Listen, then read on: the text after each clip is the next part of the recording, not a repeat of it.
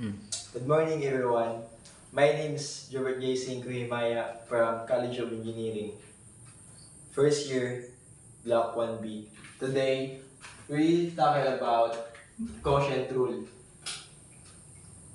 So, quotient rule, this is a formula of quotient rule. U prime of x times v of x minus u of x times b prime of x over v of x raised to 2.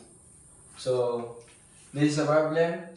Find the derivative of f of x equals to x over x plus 1. So, first, hanapin natin yung value ng u. So, value ng u is yung x. Then, derivative ng x, u prime equals to 1. Ganun din po sa v. So, yung v natin equals to x plus, okay. Then, yung derivative niya is 1. So, after that, i-perform na po natin sa formula, like sa ganito. Okay. So, dito, yung u prime. So, 1. By the way po, nakakailangan open and close parenthesis tayo. Then,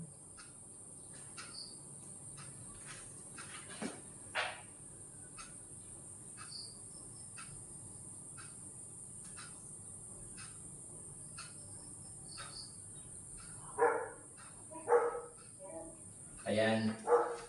So, yung 1 po natin, kasi derivative ng u. So, ito yun, yung 1. Then, yung x natin, derivative na yung value ng v. Then, ganoon din po, yung u dito is yung x, yung v prime is 1. So, sa over ng raised to 2. So, ito po yun. Kung bakit kayo nagkakakonvert ng raised to 2, kasi sa formula po, meron tayo nito. So, solve po natin. So, f of x equals to 1 times x equals to x pa din siya. So, 1 pa din. 1 na po yan. Over natin. So, hindi na po natin gagalawin yan dito. Automatic po kasi yung taas lang po yung i-solve natin. Given na po yung baba. So, yung denominator po natin is yung x plus 1 squared. So, ito na po yung answer natin.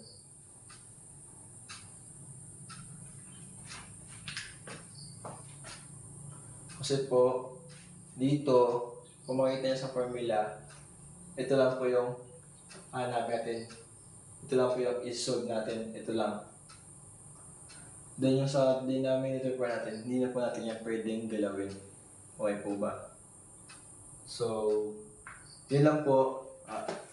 Hoping po na makatulong po ang video na to sa inyo. Peace. Tricky to, boy. Pwede mo na, boy. Sakto,